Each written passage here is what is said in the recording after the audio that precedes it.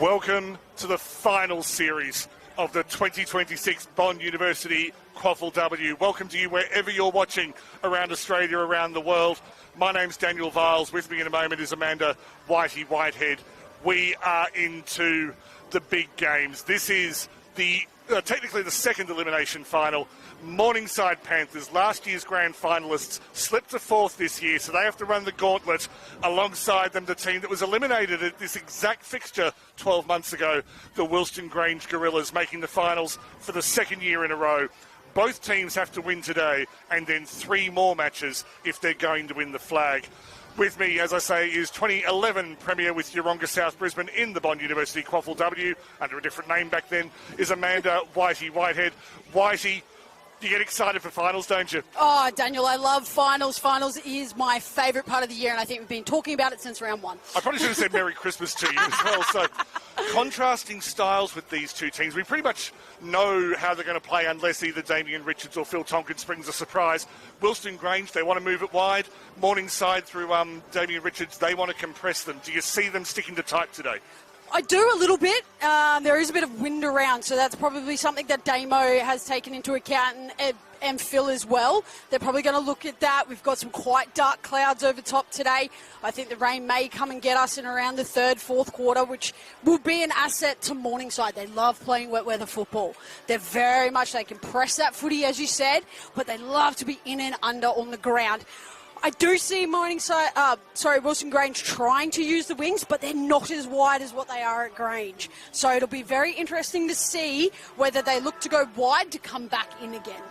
Of course, the other thing that we've seen from Wilston Grange is they've only beaten one top 6 side this year. That was Morningside back in round 3. It was. But they have been run down in the fourth quarter by, I think, 3 of their competitors this year. So, look, for me to talk about fitness is hypocrisy of the highest order, but compared to the other teams around them, they have been running out of steam in that final term. And I think we saw that last week. They were up over Cooperoo. Cooperoo's right up there at number 2 at the moment on the ladder, and they were so close to them. And I literally was standing right in this position last week going, I think they might do this. They might run over the top. And unfortunately, they got to that third quarter and they just fell to pieces. Their fitness went down. It seemed like their structure broke down a little bit as well. So I really hope that's something that Phil and Logan, the coaching team, have really focused on this week, because we'll be able to see, hopefully they've focused on that so they're able to run out the game today, because if they don't, Morningside will capitalise like they did last week in the third, and they will just run over the top of them. And that's not what we want to see. Certainly hope that both teams can run it out today. The Wilston Grange team, we do believe that they will take the field as named. There's one late change for the Morningside Panthers, the luckless Coco Garton, who's known as a ruck but was named at centre-half forward today. She's had to make way. Kiara Tolley comes in, probably better known as a winger, so we will see a little bit of rejigging around. Great young product, but coming through Morningside. So for her opportunity to be able to play in a QAFLW final series is going to be massive for her. The ruck battle at the start should be Ella Gibson for Morningside, who will be at the AFL National Draft Combine, and Ella Smith, number 2 for hit-outs in 2026. And having a brilliant season so far. Finals underway in 2026, the Bond University QAFLW. Izzy Levine aiming for yet another clearance. Lost it, not able to quite get it away. Chantel Gleeson in the 29. Sorry, that was Ali Lappin. I got my teams mixed up. Morningside inside 50. Working around to Laura Roy. Handballs forward. McDonald on her own. There is rust on the boot. That's okay. We'll keep on pushing. Can I give you a stat? Go. Every time in Wilston Grange versus Morningside matches, every time Courtney McDonald's kicked a goal, Morningside win. The one time she missed, Wilston Grange won. It's all about Courtney. No one else matters. Hayley Finning plays it out for Wilston Grange. Just dropped on the far side. That was by Gibson. Lil Cock, the co-captain. Handball over the top, finds Levine. Day from about 45. Look at the link up with Roy. Went off about 5 pairs of hands. That's kicked through. Renee Taylor has made a name as a defender this year, but the former Hockey Roo is first on the board in the elimination final. That was brilliant there by RT. She sat behind the pack. She let Courtney McDonald and Laura Roy go up, and she just waited for those crumbs to come down at the feet. That was really well done. It's great to see her back in the team this week. Last week she had a bit of a rest, so it was great to see her back this week and kicking goals. And clearly trusted by Damien Richards as a key position player anywhere you like. She's got great voice on that field, and that's something that the girls always say about RT, is that her, even if she's not impacting the play, her voice is. It's a good skill to have. Maybe one day with AI we'll have a stat for that. Smith Rowe's highest.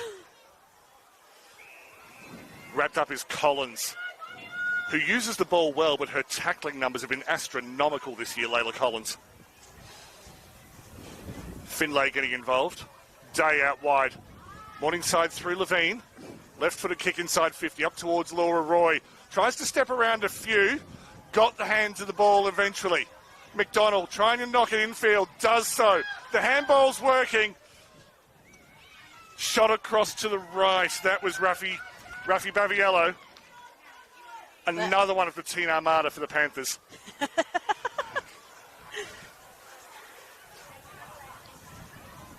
Bounces over the head of Donataccio. Hamilton got hands to it. Bingham kicks it through. It's been all Morningside territorially so far. Beautiful handball from Bingham. Crow over the top. Kendall chasing through.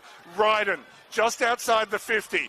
Turns. Doesn't get the best kick away. It'll sit up for Kendall. Comes off the shoulder of Farquharson. Hamilton trying to come through. Hits the deck. Swept at the back. Turnover ball. Double turnover. Cleared. Just outside. Sorry, inside the 50. McCormick with a big shove. And then wrapped up by Finlay. As I said, Daniel, they're going to look to go wide, and then they're going to look to come into the middle to really allow those runners to run into the 50, coming in centred. Got to use what you got. Smith trying to get 2 hit-outs on the one stat. Only moves a metre or so. I think it would be really important here. This wind is it's actually a bit stronger than I thought it was. It has picked up, you're right, and it's blowing right to left across your screen. Bingham with an aerial handball, if one could call it that. Volleyball breaks out. Finlay cleans up, immediately turned over by Levine. Keeps it wide. McDonald took that in the middle of a pack where everyone around her moved like she wasn't wearing deodorant. Kicks it forward. Gets up to Tolley. Roy on the run. Roy lets loose from 48. Into an open goal. Laura Roy doesn't have enough wheat mix on it. Taylor will clean it up. Oh, she's hit the post. It did look close to the post, and clearly a bit of grazing on the way through.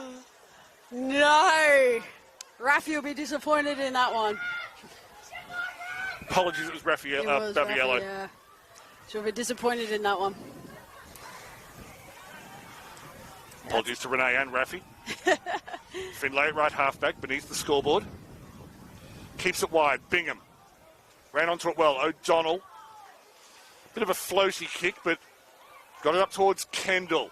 Once again, looking for that inbound. Farquharson over the back.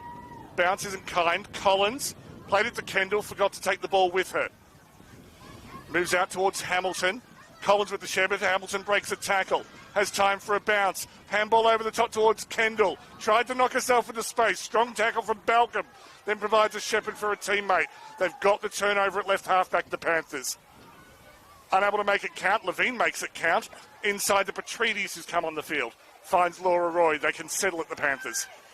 Daniel, I wouldn't be surprised if Lizzie Levine's looking at a Rising Star nomination from last week. She did an exceptional job out in the field, and once again, she's come back out and started just as she finished. Laura Roy, forgetting she had teammates for a moment, handballing to herself, leaves it behind for McDonald. Infield to Scott.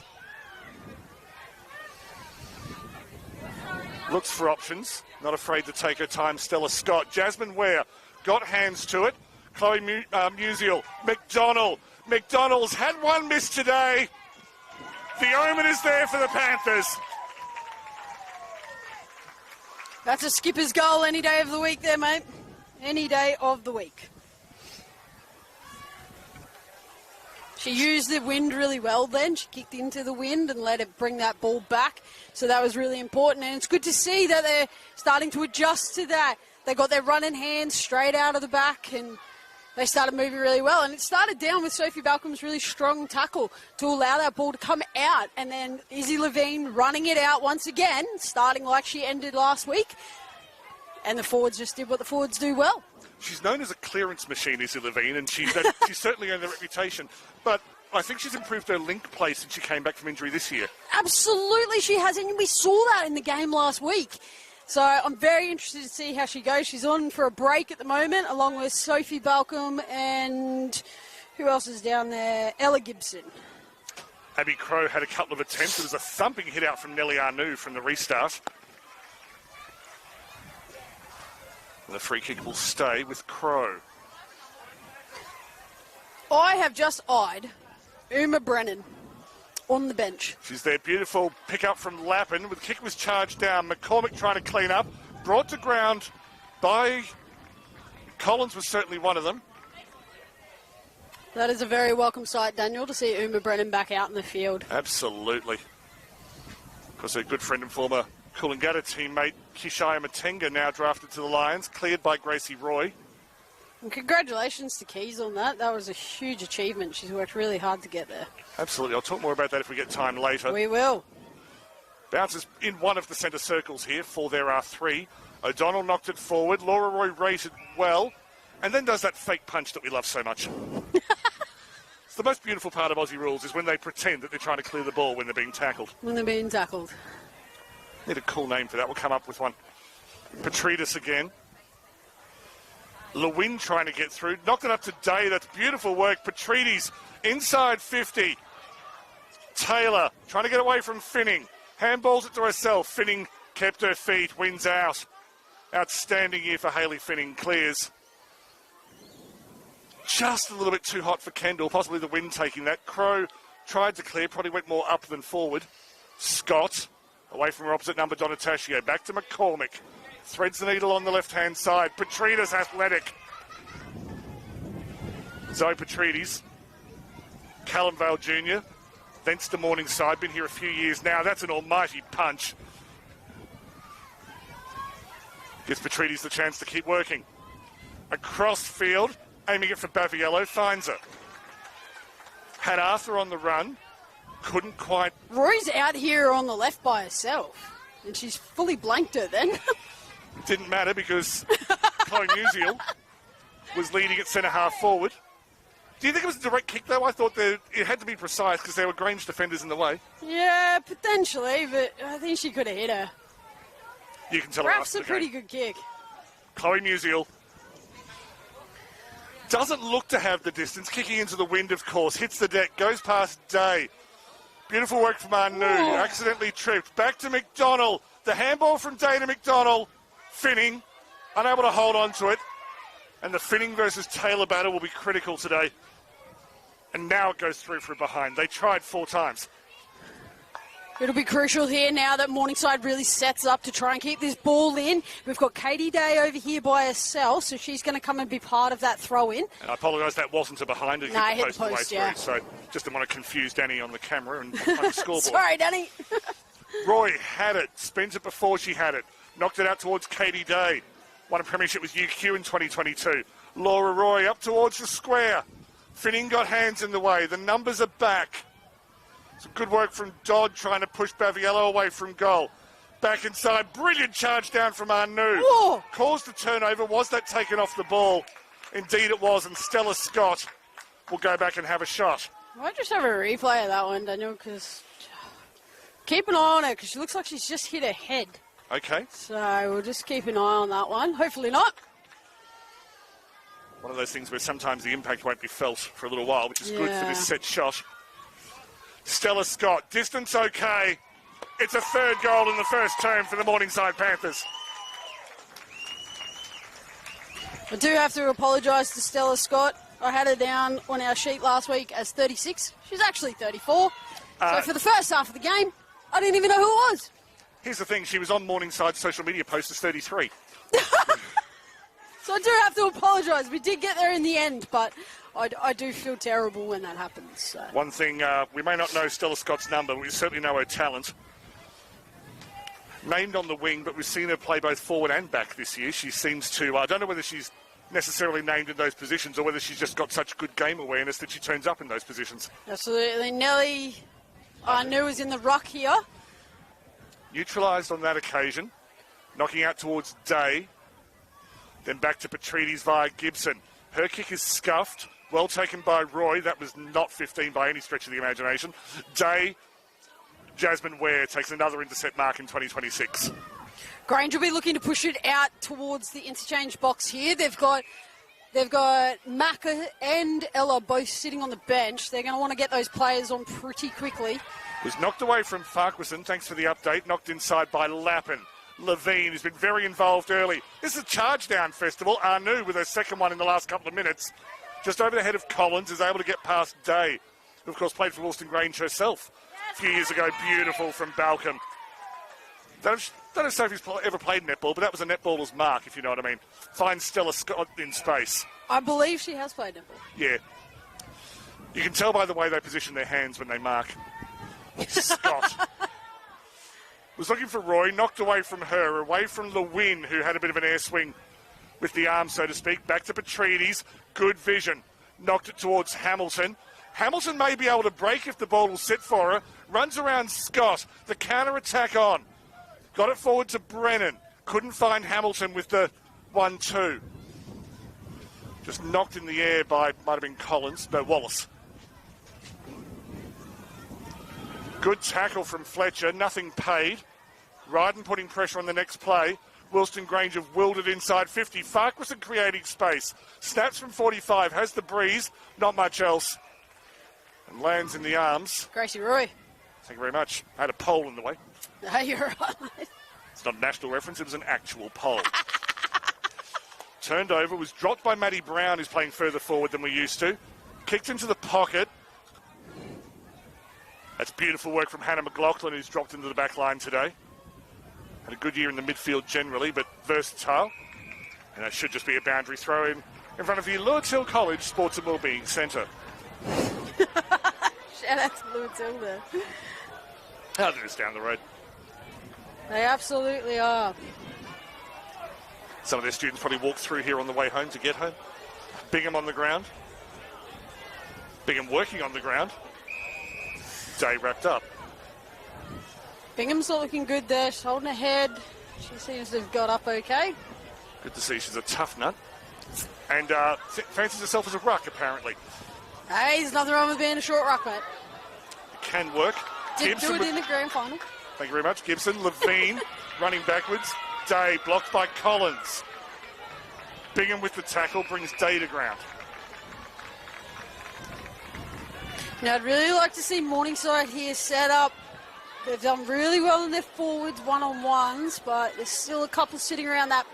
A couple Wilston Grange players sitting by themselves, especially Dontasio, if you can just see her just in the middle there. She's just running on her own. And next to the boundary umpire, that is Wilston Grange coach Phil Tonkin, you can see. Yeah, you want to get back in his box. I was about to say, has he wandered? He does wander. Trying to get some frequent flyer points? Yeah, the old PT wanders up and down the field. Knocked back out, should just be another throw-in.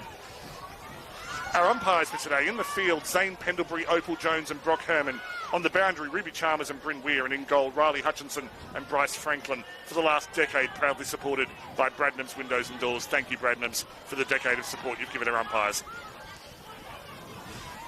Gibson knocked it to Hamilton. Was able to get a decent kick away, but it just went straight into the hole with Simone Arthur. I don't want to keep going on about Simone Arthur's physical strength, but it's hard not to. Crow turns it back inside 50. Oh, is that a 50? 50 here, I reckon. Yeah. Easy decision for the umpire. Yeah.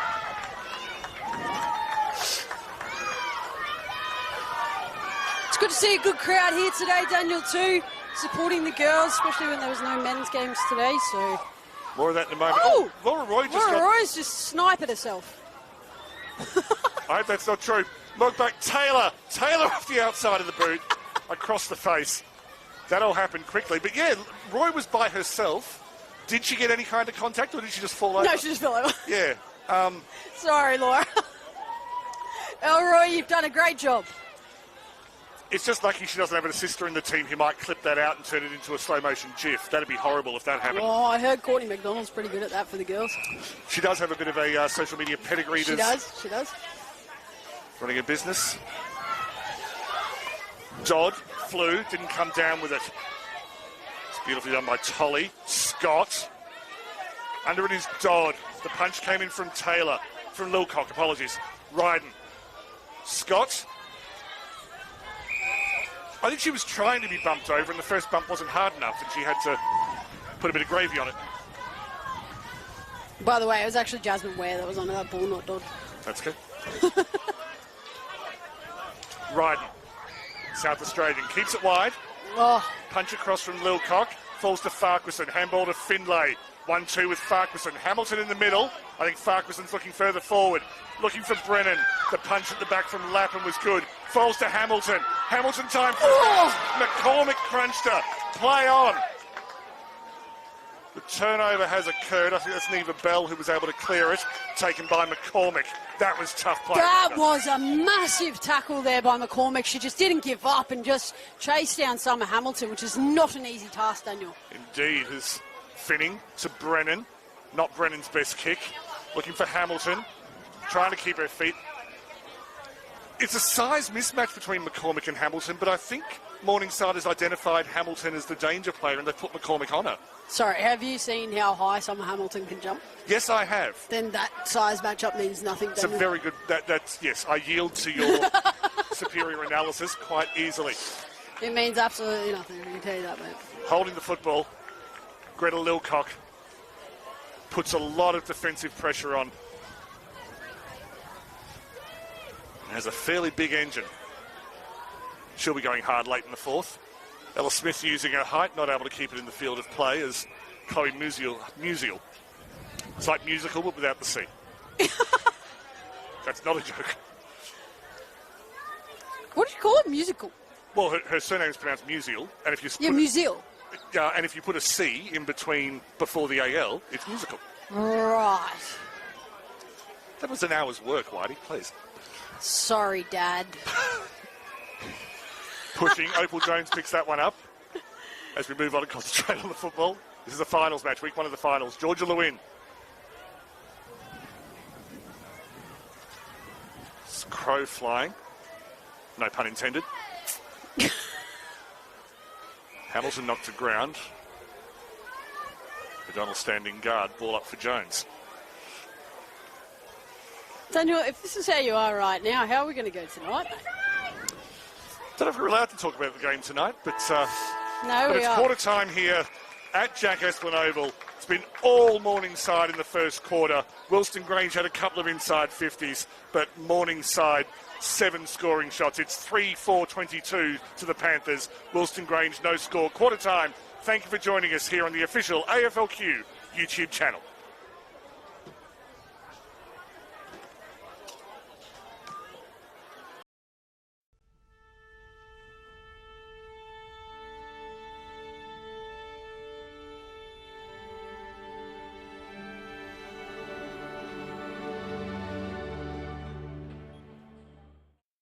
Okay, let's give them 60 minutes of skills, fitness and fun.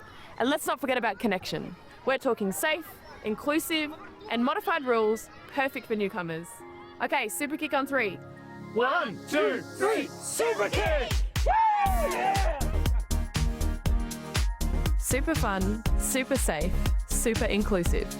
Super kick, tailor-made for 7 to 12-year-olds. AFL Nines, it's footy for Best mates looking to be teammates. cardio fiends after a bit of competition.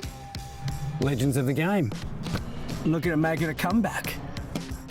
There's footy for when your week's pretty cooked. Or for fitting it in between classes. Ah, it's footy! It's footy. It's footy.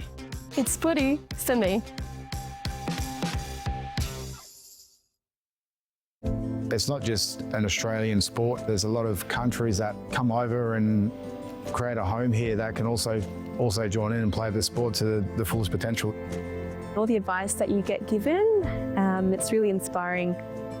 Being part of a football team is more than just a game. It's like a family. To find your more, visit play.afl/more to footy. Football club is very, very important in this community. Without it, there's not much else to do in such a small town. I do believe that there's so much more to sport than just winning.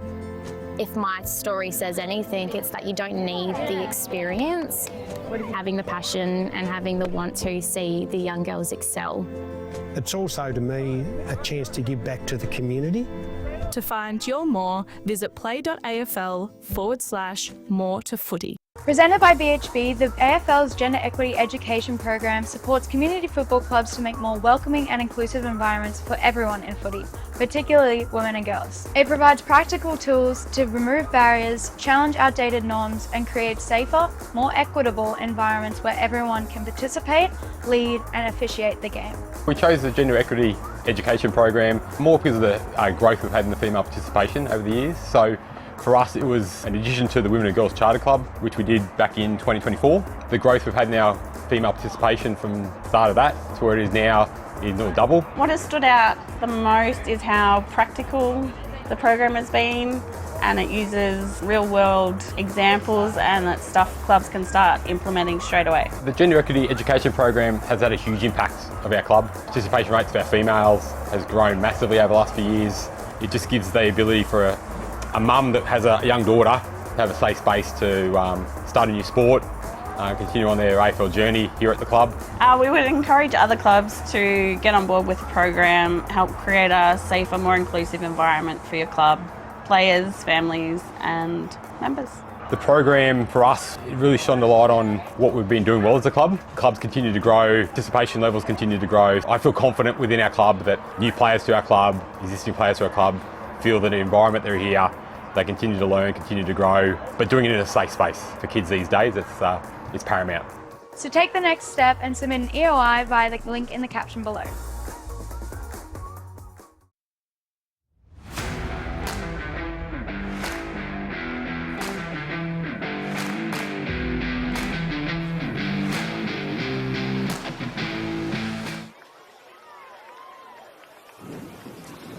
Quarter time in the second elimination final of the 2026 Bond University QAFLW.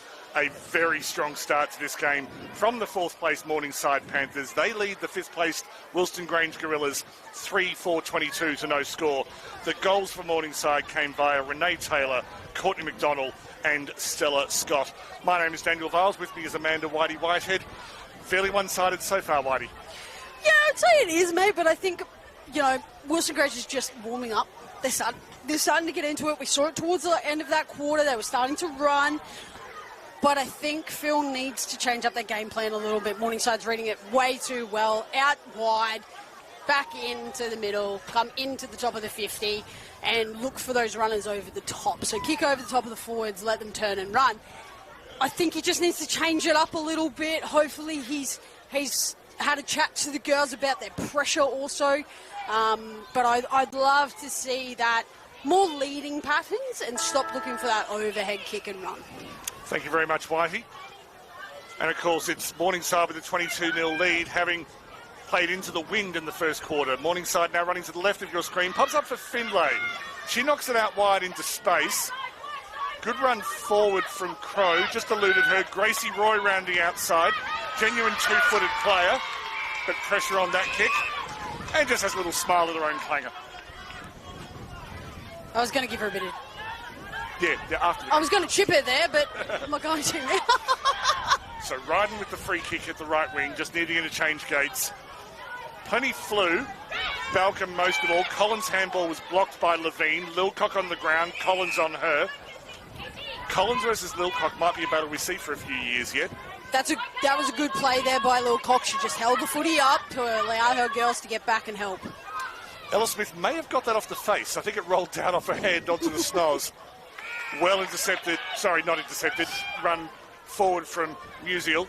Scott up towards centre half forward, looking for McDonald. Fell to her advantage and then took a big left turn to Laura Roy. Got around Gleeson. Fell to McDonald, finning with the tackle. And that's called Good defence from Wilston Grange. Double effort. Also holding the ball. If you just want to chuck that one in. What did I say? You just double effort something. I'll go back and listen to it later. We'll check. Came off the fingers of Smith, but boundary umpire in good position has said it's gone over the boundary before. Bang! That's what we want. We want everyone in position where they should be. Izzy Levine goes for a trundle. Came off the inside of the boot. Not sure that's where it was intended. Picked off by O'Donnell. Not the first or last time I've said that. Bingham. Oh, tough there by Bingham. With Lilcock timing her tackle extremely well.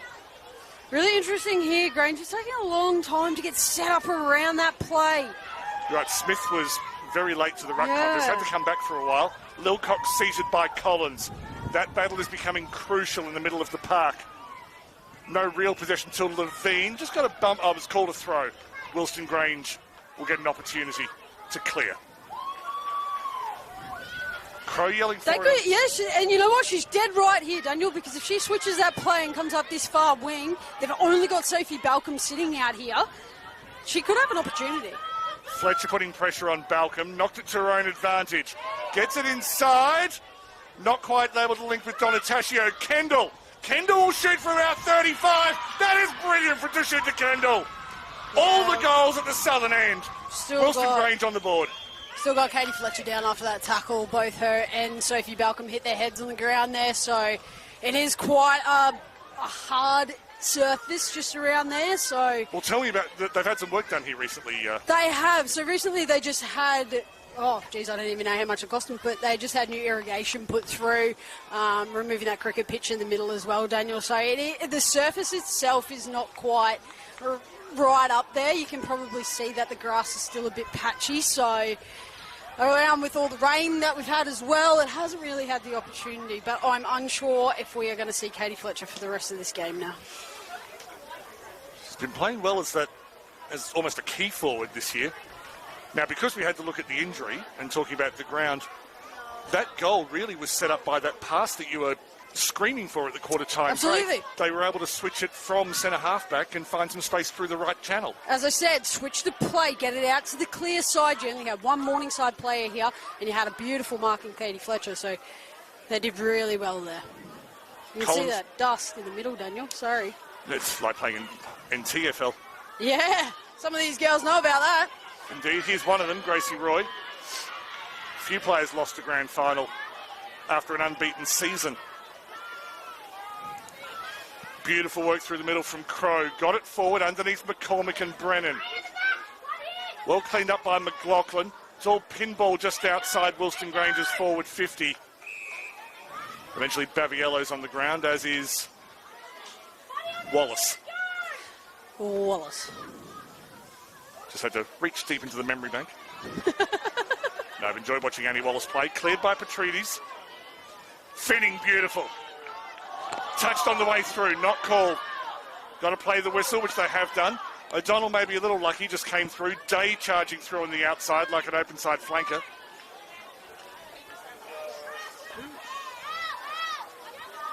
A little bit of energy in the Gorillas game now.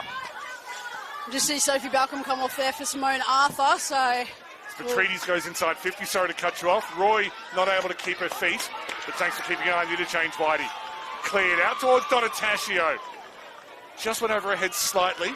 Still has a bit of time and space. Tries to link up with Kendall. Good work from Gracie Roy to spoil. That's very interesting there by Morningside. They don't normally give teams that much space and time to get that ball out. So that was very interesting. Hopefully we won't see it again. Damien Richards won't be too happy with that. Was it because of the interchanges they just made? Potentially, mate, but I don't think so. Okay. Smith and Lewin. It's a good physical matchup and height matchup, that one. Up back Brown, working hard in the middle. Plays a bit of volleyball with it. And then Crow is wrapped up.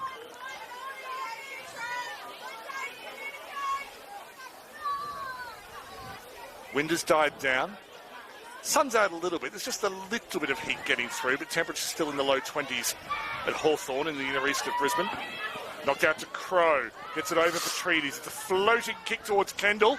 Nearly came away with it. Kendall versus Roy.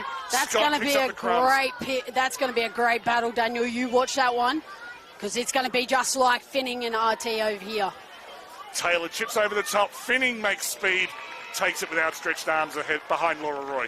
Gee, she's had a cracking season, Finning, and I'm really, really proud of her this year, because she's really taken that full-back role on and really challenged a lot of the full forwards this year. Giving them a real good test, and there's some good full forwards in this comp. Smith used her body well. Lewin got herself in a tangle. Smith held her body position. 50 players running in the protected area. Thanks for providing me the phrase, which had fallen into the wrong side of my brain. I've spoken a lot about Ella Smith this year, and you know, Els knows this as well. I've spoken a lot about her comeback to senior football after a lot of adversity, a lot of injuries. And that right there is a prime example why she is sitting in here cemented. Mark not able to be taken by Farquharson, had plenty of people around her, and why wouldn't she? She's had an outstanding season. Was that a dangerous tackle? Yes. Yeah. Not really what we want to see in the game. I don't think there's malicious intent, but it did not look good. Katie Fletcher's just lining back up on the interchange bench here, so that's good to see. She's obviously passed her protocol to get back out there. Good work, Ali Lappin. Floats. Oh, Crow flying from the back. I've got to stop saying Crow flying. Petrides. You can't. Not Daniel. Did you see that? Yes, I did. Musial runs back towards Petrides. The double effort was strong from Sophia Allen, unable to stop the play. I don't think our fans up here were too happy about it, Daniel. They're crying. There is kids' activities behind us, but it's all about Morningside at the moment. Simone Arthur from 50. We've seen her long boot already on this ground this season. Across the face of goal this time around. O'Donnell chasing, trying to keep away from Nikita Irvine. Roly-poly in the pocket. Out towards Findlay. Trying to break Day. Break the tackle of Day. The break of Day. I'm broken. Boundary throw in, Morningside on the attack. They lead by 16. All of their points being scored before quarter time. We see Izzy Levine, Sophie Balcom and Raf come back onto the field. This is a great injection of a good core that's coming back onto the field now. Along with Katie Day. Well, Katie Fletcher. I'm so sorry, Fletcher. Out on the full from Abby Crow. She's had a good game, a clanger there. As Whitey adds to a list of people she has to apologise to after the game. Ali Lappin inside 50. At this rate, man, I'm just putting a bar tab on and walking away. I know the feeling. Day. Round into trouble. Finlay and O'Donnell. 50-50 call from the umpire. Just the baller. We've just been graced with the great presence of Emma McNeil. I wish I had more time to pay attention to her, but one of the greats of Wilston Grange, and indeed the Aussie rules art world, if there be such a thing. Art world in general, Daniel. Indeed. Izzy Levine with a free kick outside, or on the 50 rather. Tees it up. Goes to the contest. Not quite able to be held by Rani Dodd, who's been more impressive as the season has progressed. Rani has really come a long way from the start of the season, but a lot of these girls have. Like Grange has done very, very well bringing in their younger players and really making them part of the sisterhood, and it's starting to show, Daniel. The great Laura Roy took it, snaps, misses to the left. I think you're right in that Wilston Grange, 5th last year, 5th this year, but I think you have to argue they're a better side. Terrible kick out, returned not with interest. It was with interest! Oh! The parallax error deceived me completely. It was Raffy. Baviello has a goal in the final. Her star is on the rise. I tell you what, hasn't she had a cracking last few rounds? She absolutely came out last week and powered the house down. Did so well in that forward line, and like I said before, they're all starting like they're finished, and that's exactly what you want in a final. And 10 out of 10 for staying awake. It's probably the first missed kick out that Wilston Grange have had for a couple of months. Yeah, absolutely, and Finning will be absolutely gutted about that, and you can see that she is. So you need to get your girls around you. And they will. They'll get around her and they'll get her back up again. So they've extended their lead slightly from quarter time, have the Panthers. Wilston Grange moving forward from the middle, just bounced past Ryden. Comes to Balcom, who's playing as far forward as I've ever seen her. She wants to kick goal, Daniel. Everyone does. Everyone's flying. The handball from Bingham went over the top, which is something you suggested, Whitey, at quarter time they might need to put away. Gibson unable to grab it. Crow on the ground. Lilcock. She goes inside 50 with a snap kick. Goes out towards Irvine. Has a bit of space. Was able to get some separation from her defender. Inside, laid it up beautifully. The vision to Levine was superb. Izzy Levine, just that vision. She pushed off her player. She got into space and she came forwards to that kick. This kid is on the rise, Daniel. She really is. Towards the goal square. Unable to find a target. Suspect it bounced off the shoulder of the forward. Laura Roy! Opportunistic and deadly. Jeez. Elroy's come back from cut. Oh, she had a concussion, I think it was, or an injury, and she has been out for the last 2 rounds. So to come back, play finals, and be absolutely, doesn't even look like she was out with an injury, Daniel, and she's out there kicking goals now. In this competition, she's averaging barely less than a goal a game. This is her 46th match and her 45th goal. Does play forward, named at half forward today, but spent a lot of time in the midfield. And it was weird that she actually had a concussion, because every time a player tells me they have concussion, I find out they've been drafted. No, she had a concussion, mate. Yeah. It's like Maisie Evans, why aren't you playing this week? Oh, just a bit of concussion. Kishaya Matenga, where are you this week? Oh, just a bit of concussion. Last year, Taylor Gregory, yeah, just a bit of a strain. They lie to me, people. They have to, but they lie to me. Ava, I think Ava did the same thing, didn't she? I think you're right. Patrides again, she's been excellent. Through to Katie Day. They're slicing them up the middle. Laura Roy had front position. That tackle was important. Brought to ground well by Dodd. That was a brilliant tackle there by Dodd, but she's really got to look up and look for her options now. But she didn't. She should have gone back. She should have taken her time waiting for those options. Chantel Gleeson in defence. Eventually, as the team is able to clear. Gracie Roy from the back. Patrides again. She is so alert to the ball falling to the ground. Arnu got it back to Collins. Collins trying to bring a counter-attack into play. Brennan, it shrugs one tackle. She's got Summer Hamilton up there. Kendall couldn't get to it. Roy Trecky well. Balcom steaming through. That was phenomenal.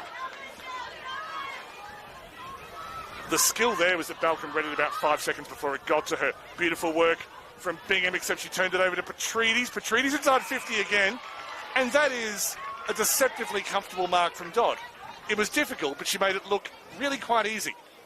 Arthur putting pressure on the next kick, put too much pressure on, and the free kick will come back to Collins. When we talk about, we talk about gameplay and we talk about styles and we talk about players having, being able to read plays, go back about 30 seconds, everyone, and watch what Sophie Balcom just did. Because... Donatesha to Hamilton with a diving mark, not able to hold on. And she's hurt herself there. I think she might have, as her head hit the ground, it just sort of rolled. She's tough and wiry. Another one who's occasionally in the conversation. You and your wiry, mate. It's a good adjective. Crow, looking to get it forward towards Farquharson. Got her on the shin. Hamilton through. Couldn't get away from Bell. McCormick. The free kick. McCormick's still down here. Bell. Oh, Bell's still down. Sorry. Up now. Free kick to Hamilton. That was an illegal tackle, was it? No, I'd say it was legal, mate. Sure. Yeah, she just held on to it too long. Thank you. Yeah. So Summer Hamilton probably kicked this from about a bit longer than 25. She is a good set shot. We've seen that repeatedly over the last 2 years as the commentator's curse kicks in. She'll be disappointed in that. She probably need to kick into that wind a little bit more, Daniel, just to try and help that around. But bit of a key stat. Summer Hamilton is Emma McNeil's lovely partner's cousin. So there you go. 6 degrees of Hickey Park. 6 degrees of Hickey Park. It's like in Newcastle, you can play 2 degrees of Silverchair. Beautiful from O'Donnell. Sophie knows all about it. O'Donnell back inside 50. That's beautifully read from Bell. Tried to play on, didn't really work. Was brought down by Fletcher, who's back on the field. Trying to link up by hand in defence, didn't really work. McCormick, straight into the face of Bingham, I suspect. Taylor's back into that back line now, so that's interesting, unless she's playing a high forward, very high forward. Well, it is compressed. There's no one... Courtney McDonald is the most furthest out Morningside player. And she's still 10 metres back from the centre circle. Donataccio tries to stab. That is beautiful communication into the forward line as Tashinta Kendall was on the lead and picked out well by Gemma Donataccio. So we've got McCormack, Day and Gracie Royal standing on the line, plus Ella Smith has gone down there as well. The wind has died down. He's a pretty good kick, but mate. Yeah, it's Kendall into the wind. It's straight. There's life in the Gorillas' effort. That was a great kick there by T. She did really well, and it's probably something that Tish has worked on so hard since coming across from Bond. She has really grown into her shoes here and found her home in that forward line for Grange. And I can tell you right now, Phil Tonkin will be very happy with that. Mind you, he is pacing up and down that sideline, mate. I think he'll make it over to Oxford Street and back by the end of the game. Can I give you a fun fact about Tashinta Kendall? I love fun facts, mate. Hit me up. You may have seen a TED Talk recently where they were talking about different languages around the world and how there's one of the Aboriginal languages in Australia, they don't have words for left and right. They always talk about north, south, east and west. Really? That's Pomperau, and that is where Tashinta Kendall is from. Pomperau? So Pomperau, it ends with a W, and it's way up in far north Queensland. Is it? Pomperau? It's in the Cape. There you go. We have an expert in the studio. Yeah, we have an expert in the studio today. She doesn't have words for left and right him. Well, she does now that she learns English, but knows English. Do you? Morningside. Laura Roy, weaving away through. Laura Roy! Oh! Just off to the left. It was, for our Pomperoy viewers, that was slightly off to the west. The west.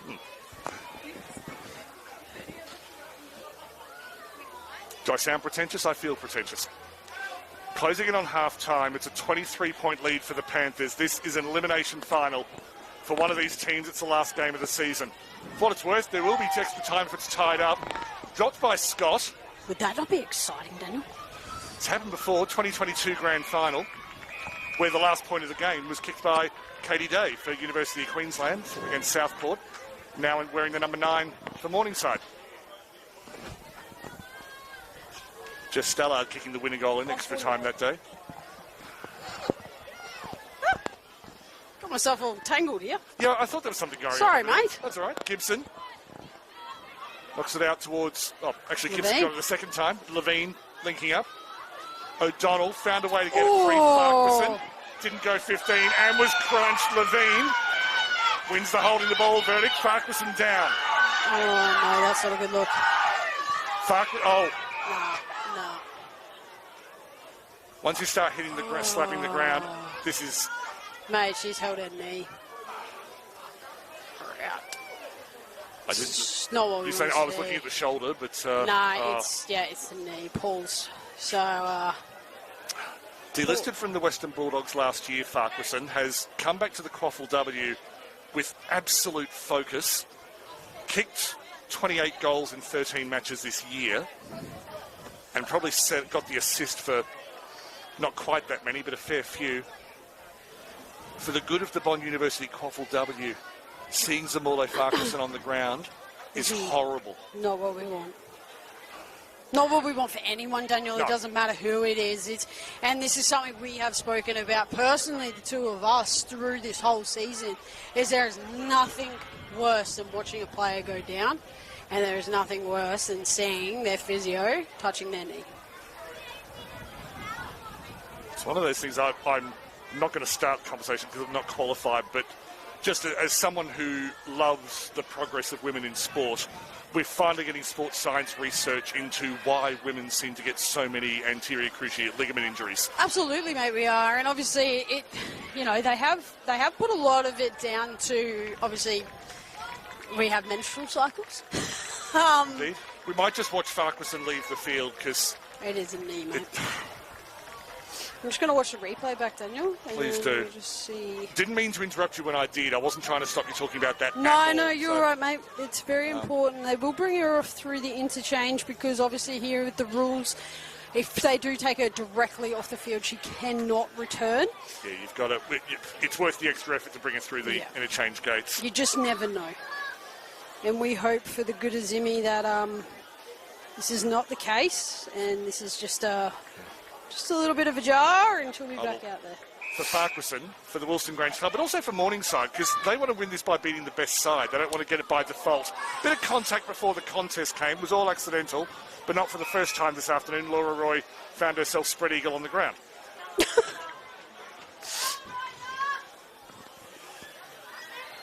So Farquharson still putting no pressure on that right foot. Ball up is won by Gibson. Good work on the ground from Scott. So it was very late in the second term that Zamorle Farquharson's gone down. She'll have time to get some running repairs. Strong effort from Wilston Grange in that quarter. 2 goals courtesy of Tashinta Kendall, but it was goals to Rafi Baviello and Laura Roy that have kept the margin up around the 4-goal mark. At half-time in the elimination final at Jack Westwood Oval, it's Morningside 5-6-36, leading Wilston Grange 2-1-13.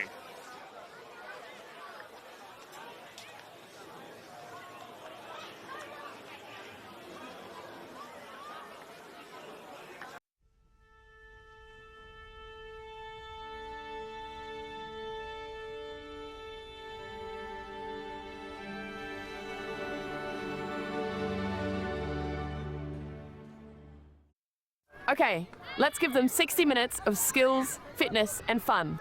And let's not forget about connection. We're talking safe, inclusive and modified rules, perfect for newcomers. Okay, super kick on 3. 1, 2, 3, super kick! Woo! Yeah! Super fun, super safe, super inclusive. Super kick, tailor-made for 7 to 12-year-olds. AFL 9s, it's footy for best mates looking to be teammates. cardio fiends after a bit of competition. Legends of the game, looking at making a comeback. There's footy for when your week's pretty cooked. Or for fitting it in between classes. It's footy! It's footy. It's footy. It's footy for me. He's not your traditional coach. He wears his heart on his sleeve. She's the backbone of our defence, and she leads the team from the front. He always shows up for us. He really cares about every player. She's calm and methodical. She leaves nothing to chance. I wasn't the most confident player coming to Bond, but he showed me what I'm capable of. When a game doesn't go her way, she puts her head down, gets to work, and she gets better. Andy is always in my corner, and he always will be. Whatever Gemma sets her mind to, she'll achieve it.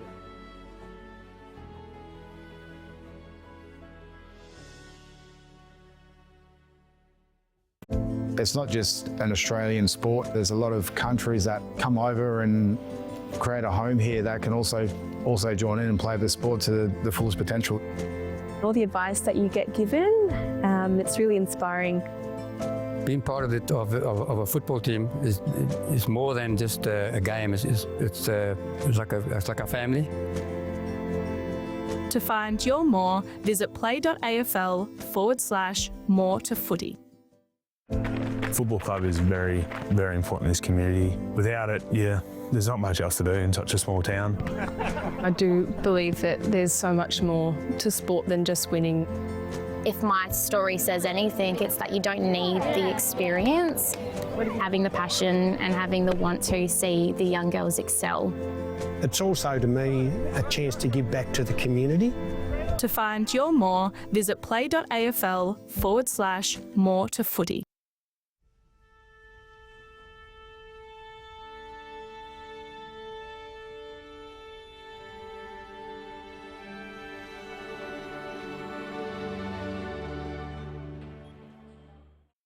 Presented by BHB, the AFL's Gender Equity Education Program supports community football clubs to make more welcoming and inclusive environments for everyone in footy, particularly women and girls. It provides practical tools to remove barriers, challenge outdated norms, and create safer, more equitable environments where everyone can participate, lead, and officiate the game.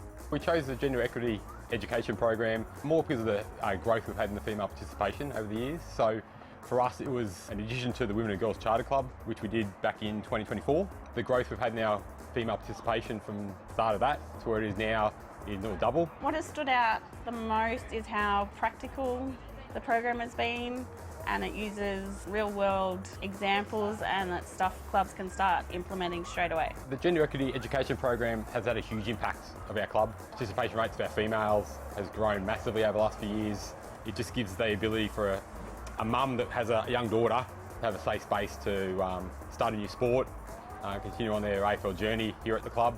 We would encourage other clubs to get on board with the program, help create a safer, more inclusive environment for your club, players, families and members.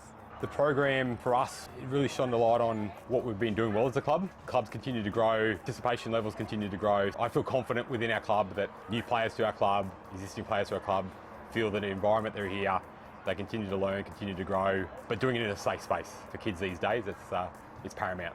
So take the next step and submit an EOI via the link in the caption below.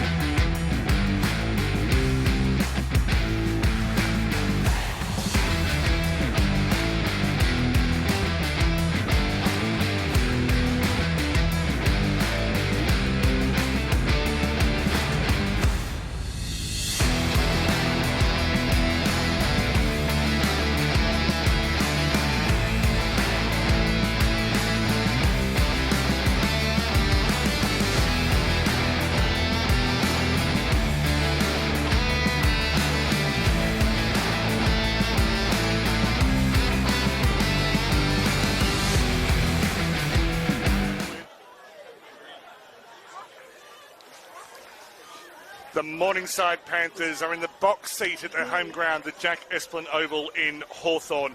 At half-time, they lead this elimination final in the Bond University QAFLW by 23 points, 5-6-36 to 2-1-13. The goal scorers for Morningside, Renee Taylor, Courtney McDonald, Stella Scott, Rafi Baviello and Laura Roy. For Wilston Grange, it was 2 goals to Tashinta Kendall in that second quarter. My name is Daniel Viles. With me is Whitey Whitehead. As the wind picks up, we've got a sausage sizzle to the right of us. Woo! Downstairs and to our left, it's the land of the ribeye fillet. So we're surrounded by meat, but in terms of the sausage rolls, it's been all Morningside. I am surrounded by meat right now. I'm talking a bit...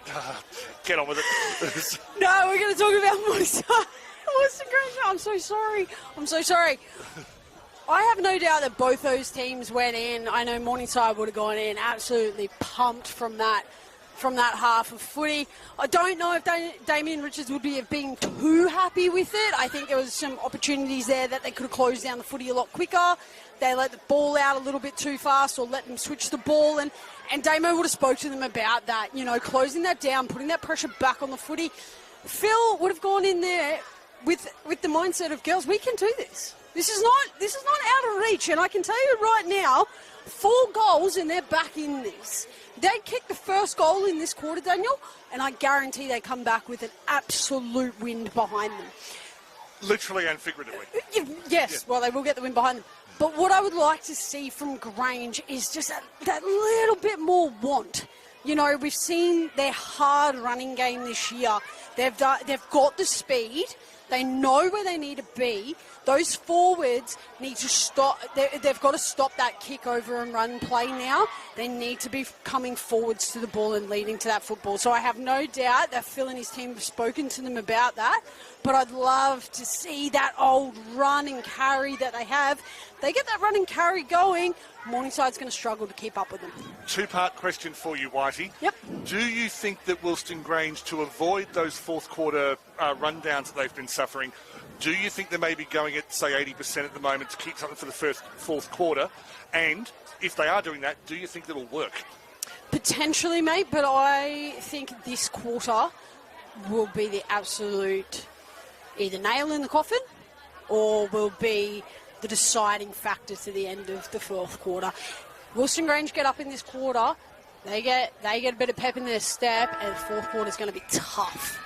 Thank you very much, Whitey. Opal Jones to get us underway for the second half of this second elimination final. Put forward by Lilcock, bumped by Ryden. Good use of the body against Musial. Bingham got the handball out wide, looking for the run of Dodd, was well picked up, and then well charged down by Lilcock. Lilcock had a bit of space, kept it low, looking for McDonald, gives herself some space twice, over the top, won't have the distance. The body position was excellent. Finning does well. On the ground, Taylor tried to get a shot in, puts her in by Baviello! Wow. Wow. That's all I've got to say right now. Beautiful analysis from Whitey. Renee Taylor with a little toe poke to just try and get it towards goal. Raf just came in at full steam and bang. Didn't even think to pick it up, that's what you want. Sometimes in this game we see it just being kicked along the ground. But that's the moments where you want it to be kicked off the ground. She picked that ball up, she was getting tackled and she knew that. So, well done by Raf and Renee Taylor. Much better analysis than wow. Come on. Anu with the punch. Donataccio coming in quickly off the wing. Lost it. Pushed out towards the wing again. Bingham playing basketball for a moment there. Just need a bit more thinking time, Daniel. Thank you, Whitey. He knows exactly. I've got a lot of thinking time tonight. Hamilton out towards Balcom, putting the afterburners on. Stayed inside. Hamilton. Balcom wrapped the arms. Ball up. What a great battle that is. That is going to be exciting. Balcom and Hamilton. That will be exciting, mate. It already is. We've enjoyed a half of it. Gibson leapt high. Got past Anu, who I think was trying to do the old double bluff. Day got it forward. Musial. Brought down by Ryden. Collins benefits. Doesn't quite link up. It's well read by Lappin from the centre of defence. McDonald, was she taken high by Fletcher? Allowed to play on, hacked forward. Taylor, unable to hold on as coming backwards at speed was Sophia Allen. They've still got field position, the Panthers. Knocked out the back. Lappin made a lot of run to get up to left half forward. Finning and McDonald. McDonald completes the tackle. So for those who are interested, tonight it's round 1 of the AFLW, Gold Coast playing Western Bulldogs, and you can watch it via all the usual channels, or Whitey and I are both involved with an organisation called Wharf Radio, which is volunteers. You can find us either at wharfradio.com or on the AFLW app. So it's all legit, it's AFL supported, so we're not trying to steal advertising away or anything like that, but yes, commentary with intelligence and passion. AFL Queensland is a massive supporter of us, and I know Josie and all the team absolutely love having us here and also on the radio as well. So we'll obviously give the QAFLW a good shout out tonight as well, because there is some great prodigy playing for the Suns that has come out of this league, Daniel. Indeed, as Wilston Grange showing what they can do in this league now. Hamilton got it forward. On the run, not quite, Kendall not able to keep her feet. Of course, no sign of Farquharson in this second half to date. Anu very lackadaisically tracking back, got the handball over the top, just bounced away from Allen a few times, couldn't find Finning with the handball, just a little messy from Wilston Grange at right halfback, and then it's all made calm as Finning floats one to Bingham on the right wing. Little 45-degree kick. It was only Roy and McCormick who got in each other's way. That was Laura Roy that time. Pilfered by Collins. Collins inside 50. Clears Balcombe. Crow putting on a turn of speed. Turns away from both of them. Cavalry arrives in the form of Kendall. And also of Gracie Roy. I just want to say, Daniel, that was great gameplay there by Sophie Balcombe. She knew it was going to go overhead before it even happened, and she was already on the turn and running. Even though Crow did catch up with her, she was already 2 steps ahead of her. Thank you, Whitey. Collins got the handball inside, and not for the first time. Lilcock is intercepted and an opposition midfielder's handball. This is just exciting. Like, what 2 great teams. Beat Fletcher, she's back on the field. Handball forward to Crow. Balcombe tried to turn, brought down beautifully. Tackle from Hamilton. For the first time, Balcombe wasn't really aware of who was in her immediate surrounds. Geez, I'd love a microphone down there, hey? So you could hear if people were talking, if anybody's saying anything. I think it's very important in our game. That's in the future, where the comment will be useless. The players will commentate themselves. Hamilton on a tight angle. Does she shoot? Does she set it up? Gives herself a bit of an angle, and in the end, she kind of does neither. It's out on the full.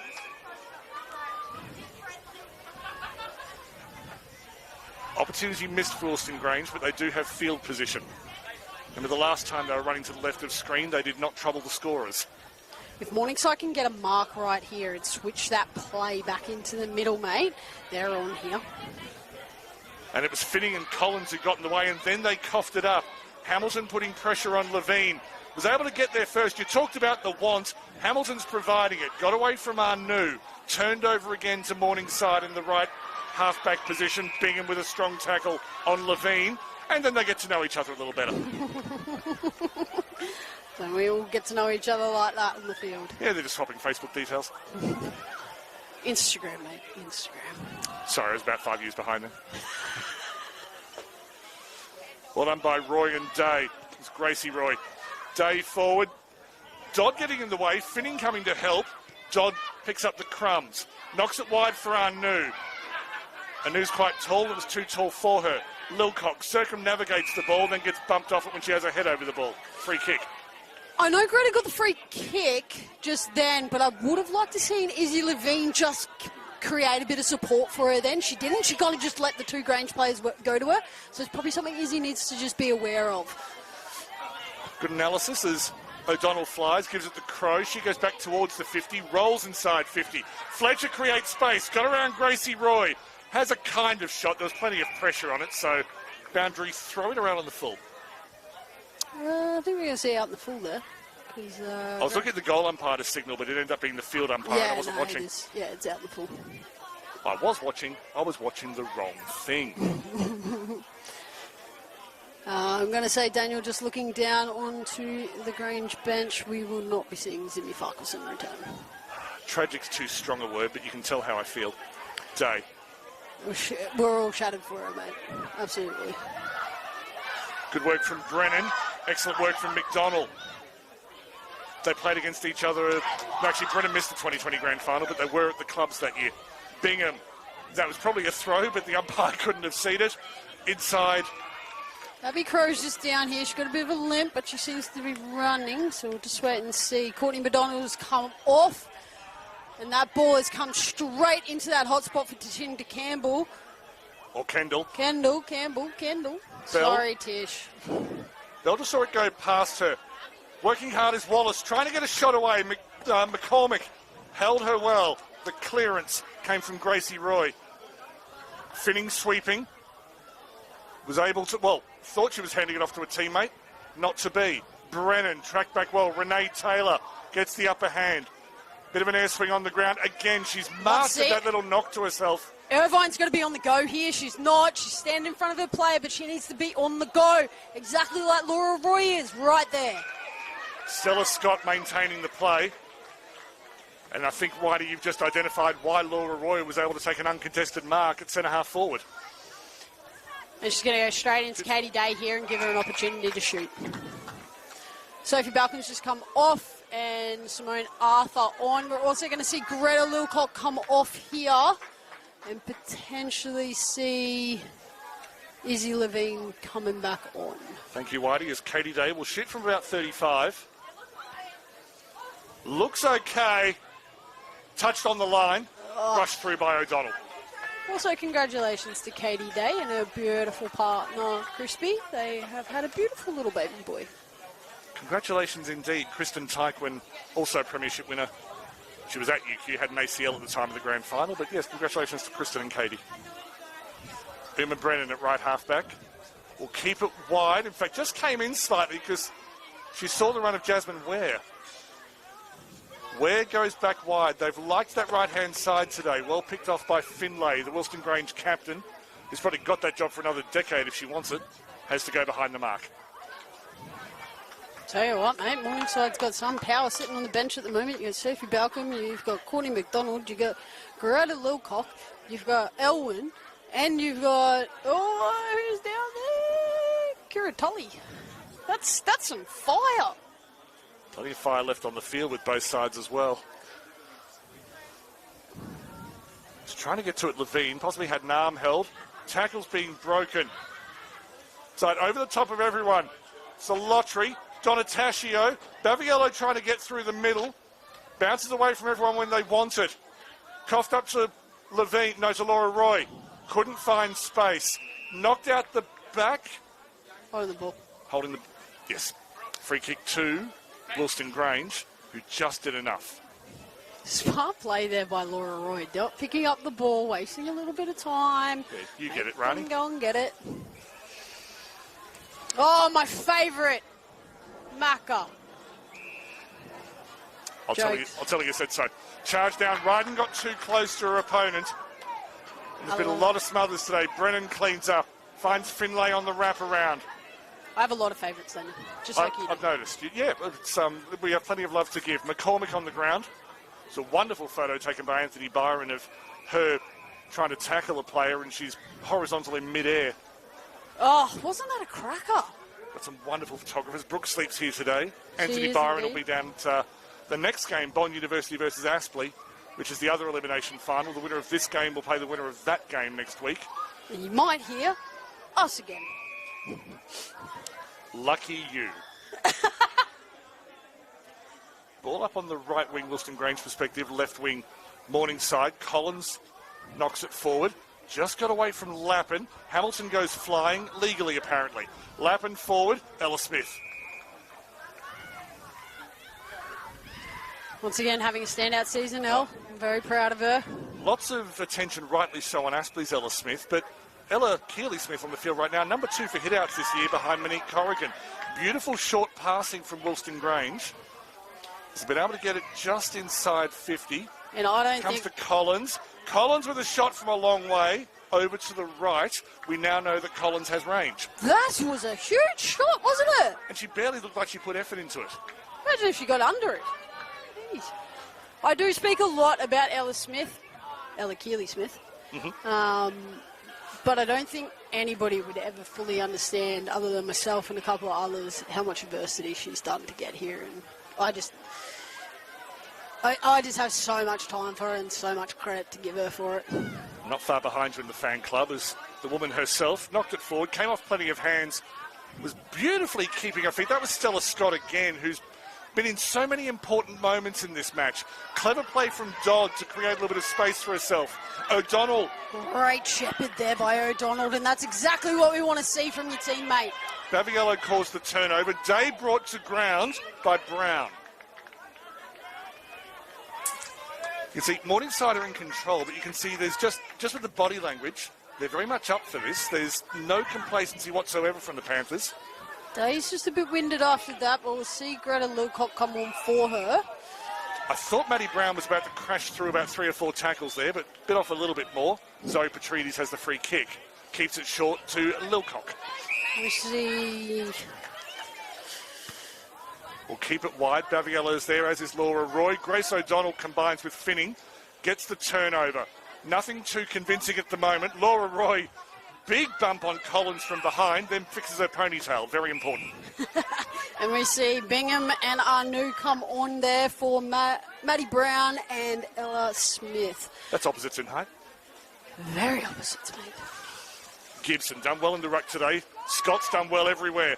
Left foot kick towards centre half forward. Went over the head of Musial. Well done by Ryden to keep her body position.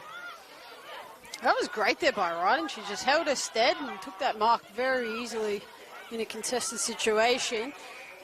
And mark was paid and then it wasn't. So all's well that ends well.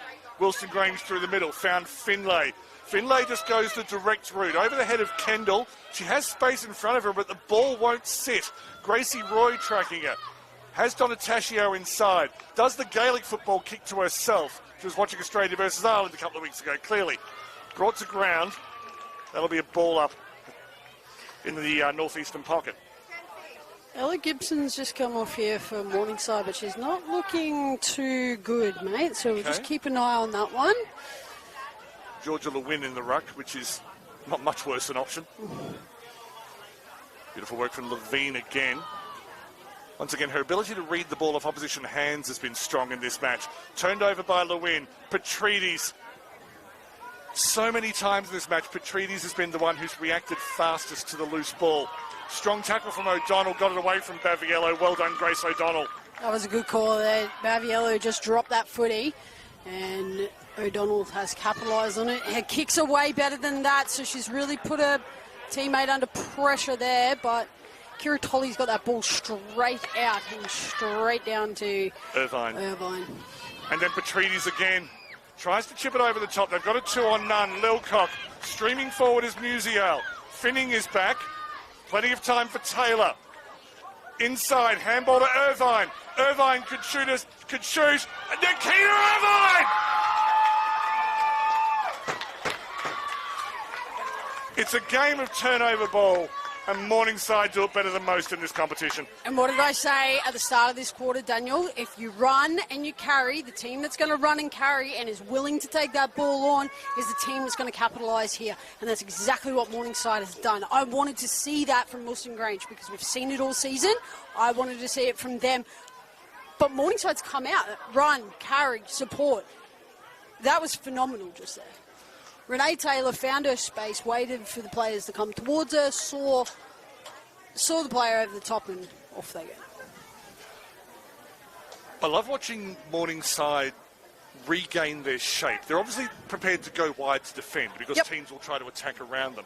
As soon as they turn over the ball, they don't keep it out wide for long, back into the corridor, which what that means is that if they turn it over again, they've already got a fairly decent defensive shape. And that's extremely important. That also comes back to the great work that Damien Richards and his team have done with this team. Turned over to Baviello.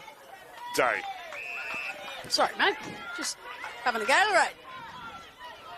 Did you get paid to say that? No. I wish I did. That's fine. Collins, who's been one of Wilston Grange's best today. Bingham, determined, goes forward to Anu. Anu didn't really look for a target, just hacked it forward. Going back is Neva Bell. Hamilton breathes some life into the contest. And Emma just walked off. Now, they're claiming it was touched. There'll be a conference between the umpires. I think it's Gracie Roy who was on the last line, overruled. Jesus. But Hamilton. And while I prefer to see players pick out targets, Anu thought this is the time where I just need to get it forward. And the oval ball did its magic. Summer Hamilton reined it in. Is that not Summer Hamilton to a T? I honestly, Daniel, and I'm not biased here at all, but she's had, what, 3 Rising Star nominations this year? Oh, you can't have more than one in a year, but she's had a Rising Star nomination in 3 consecutive years. 3 consecutive years. Which is... If she doesn't win this year, mate... There'll be, I believe... an uproar. I believe it's voted for by the coaches. I may be wrong there, but have to find out. But that'll be on Zilke Medal Night, which is probably in a couple of months. Petrides again. She's had an absolute standout season. Moves wide. Irvine, goal scorer. Oh. I don't know if you can quite hear it next to me, Daniel, but the Morningside box is saying, you know, protect her, protect your players. Like, they're really getting into the girls. Well read by Bingham, knocked out of the way by Balcom from Crow. Both keep their feet. Oh, Crow, no. Beautifully done. Balcom's down. Loose ball in the forward 50. Ware has moved into the forward line, chasing through. Hamilton with a big tackle, allowed to play on. Morningside breathe. They've been able to clear only as far as Finlay, who takes it just inside the 50. Turns it around quickly. It's gone goal side of the defence. Arthur watches it trickle out of bounds. Not long left in this third term, you would think. Sorry, Daniel. No, don't be. No, you got to call attention to the things that we can't see on camera. You will get paid. I was just a bit concerned there. Sophie Balcom was holding her knee, so just wait to have a look at that. But Grange has got one sitting back here, a bit like a fullback. Is that fitting? No. Interesting. It's Sophie Allen, actually. So they've got one sitting quite far back, about a kick and a half, I would say, at the moment. Just by herself, Sophia Allen just sitting out there by herself. Seems to be working. There's actually 3 across the field. So that's interesting. That's an interesting setup there by Grange. We'll have to cut you off there, Whitey, because the three-quarter time siren means that right now, unless things change drastically, it is Morningside who will live to fight another day in the Bond University QAFLW. At three-quarter time, it's Morningside 7-7-49, leading Wilston Grange 3-2-20.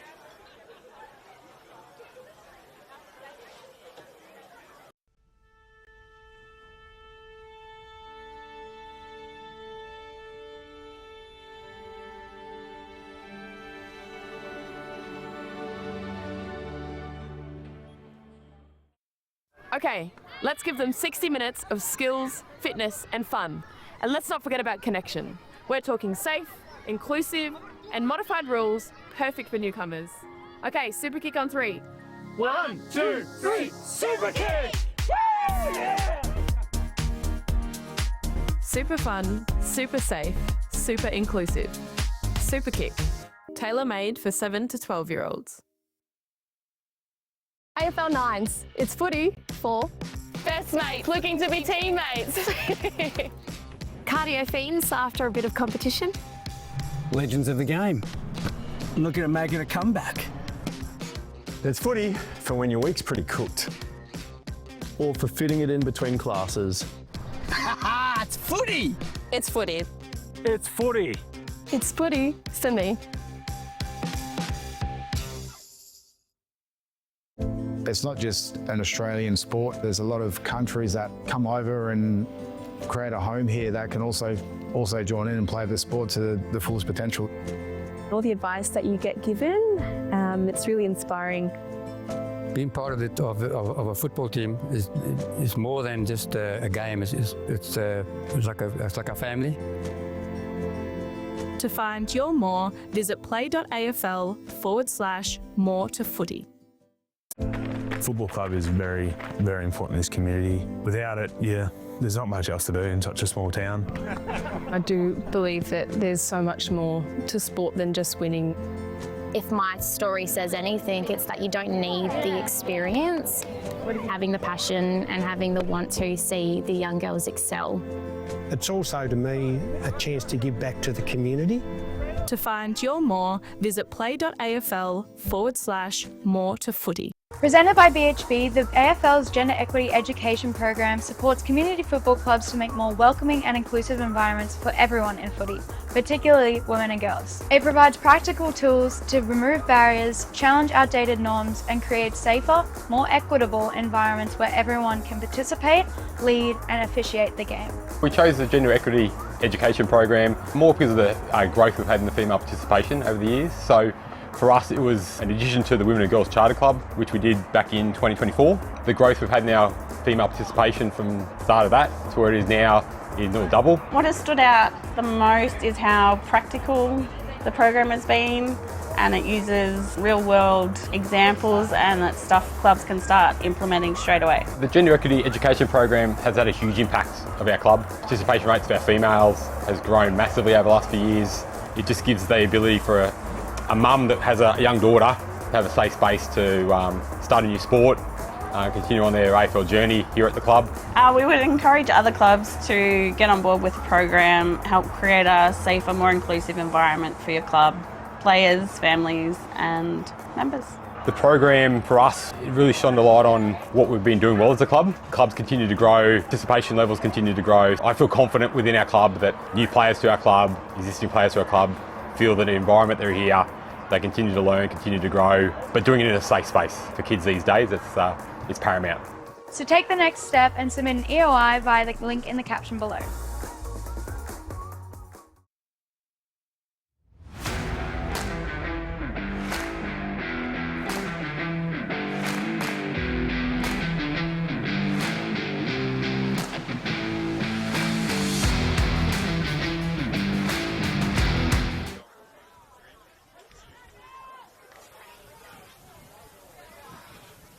There is 1 quarter remaining for one of these teams in the 2026 Bond University QAFLW season. At this stage, it looks like Wilston Grange might be organising their Mad Monday a little bit earlier. Morningside lead by 29 points at the three-quarter time break in this elimination final. The winner will play the winner of the next game, which you can also watch on the official AFLQ YouTube channel. That between third place Bond University and sixth place Aspley. That game is at the Canal, Bond University Oval. Morningside 7-7-49. Their goal scorers Taylor, McDonald, Scott, Tuda Baviello, Laura Roy and Nikita Irvine. For Wilston Grange, there were 2 goals in the second quarter to Tashinta Kendall, and then the last goal of the match thus far scored by Summer Hamilton. The wind at the moment, if anything, is probably blowing towards the camera. There's been some wonderful performances in this match, and just before we start the final quarter, Whitey's been out on the ground. Actually, we'll just get through the first bounce. At the first break in play, we'll go to Whitey. 1 quarter remaining. It's Morningside by 29. Wilston Grange have been run down in fourth quarters a few times this year. It's now or never. They can leave everything out on Jack Esplin Oval. Lewin hoiks it forward. Finning got a bad bounce, knocks out wide to Stella Scott. There's a case that Scott's been best on ground today. Her and Petrides in the middle have been outstanding. Katie Day's been excellent. Laura Roy, usually excellent, finds Courtney McDonald. She can play on if she wants to. Had plenty of time to set up. Courtney McDonald opens the fourth quarter in style for the Panthers. Once again, another beautiful spot there by Courtney McDonald. She just knew that. She was out in space, sitting down and just said, you know what, I'm going to give it a crack here. I'm going to play on and hope for the best. Her game awareness has been good for a very long time. That's 79 goals she now has in this competition. Woo! Most of them for Yeronga, but she's been a star at Morningside since moving here and becoming captain. Whitey, you've been out on the field in the third quarter. What can you tell me? Yeah, I just went for a bit of a walk there in the third and just had a listen to Phil Tonkin and had a bit of a listen to Damien Richards. We will not see Zimmy Farquharson return. Unfortunately, there is a pretty severe injury there. So she's off the hospital for some scans, but we won't see her return today. Katie Fletcher is okay after a little head knock, so she will continue. Sophie Balcom's fine there after a little knee knock, and Katie Day's she was just a bit winded before, so. Take more than that to keep Katie Day down. And while Whitey's been talking, we pretty much circumnavigated the centre circle. Finally, Morningside get it forward, and Laura Roy knocks it forward to herself. Comes out the side, Donna Tascio will clear. Looking for the contest, Balcom in good position. Just knocked away from her by Crow, who's been one of Wilston Grange's best today. Plenty of bumping off the ball. It's a strong contest. Wallace hits the deck. He's knocked over by Lappin, who's done well in defence today. Scott was there, of course, intercepted through the hands of Brown. Anu racked up straight away with Brown by Laura Roy, who tracked back quickly to help out. Jeez, that was a tough battle there by Sophie Balcom. It wasn't just one go, it was 2 goes, it was 3 goes, it was 4. She got that ball, and then she finally got it out to the girls so they could clear it. That's a massive effort there by a backliner. And then beautiful pick up from Petrides on the half volley, and then well held by Musial. Players streaming around, Petrides providing an option, elects to go route 1, Laura Roy not able to hold on. Wilston Grange with the numbers, Donna Tascio tackled by Petrides, just slipped high. No, hang on. Izzy Levine, who dropped it. Levine who dropped it, sorry, thank you. And that is Zoe Petrides, who's got the ball now. Who I was surprised to see win the free kick, but you may not be. Goes up towards the hot spot, just dropped by Laura Roy, falls to Day. Tries to get space, wrapped up by O'Donnell. She'll hold this ball up here, and this is a great opportunity for Morningside to set up and hold that ball in, which they really have. This setup's amazing. Anu smothers the shot from Laura Roy. It falls to Collins, I believe. Gets it outside 50. Crow trying to get away from Gibson. Ball won't sit. Finally gets there. It looks like she might have tripped before Gibson actually laid an arm on her. Will just be a ball up. Is Crow okay? Yes, she is. But Gibson is not. No, I think it's just a long way up for Gibson. She's quite tall. No, she was not looking great at the end of the third there, so we'll just keep it. Oh, mind you, she just went and rung. Yeah. I'll just be quiet. She fooled us all. She made fools of us. Good intercept mark taken. That was Dodd, who, as I say, has had a very good second half of the year. Finds her captain, Findlay. All to do for Wilston Grange. 6 goals down now. Lappin just got it away from Crow. Beautiful pick up from Crow around the shoulder. Equally beautiful pick up from Lappin. Hamilton around the outside. Tries to get around Gracie Roy. Succeeded. They both end up on the ground. Fletcher, Wallace, kicks across field. Not really sure that anyone was intended for that. Baviello tracking, but McCormick will pick it up. She will belt it out of defence. Courtney McDonald there is just about to get a hand. She's just tapped that over the top of Grace O'Donnell, which is not an easy feat. She's going to go for the shot here. She'll let you keep going. Finney knocked it down to... She's landed awkwardly. And then tackled by Laura Roy nearer the boundary. I will say, Daniel, while I was out there in that third quarter, that ground is hard. Yeah. It is hard, mate. And coming down from a high level, it's not Sorry, easy. into the goal square. Petrides is there and sensibly thought, well, I could have played on, but why make it hard for myself? There's Morningside's forward work, and it all began with that beautiful tap from McDonald, just the experience to say, I don't need to take this, I just need to put it in the space. She did, and it all developed from there. Zoe Petrides, the wind has picked up. To be honest, it's inconsistent. I'm not sure which way it's blowing, but as long as Zoe Petrides does, she will have a goal in an elimination final. I don't know what's more exciting, Daniel, kicking goal just in general, kicking it in a final. Personally, I kicked one in a grand final, and I thought it was the best thing since sliced bread. But sliced bread's pretty good.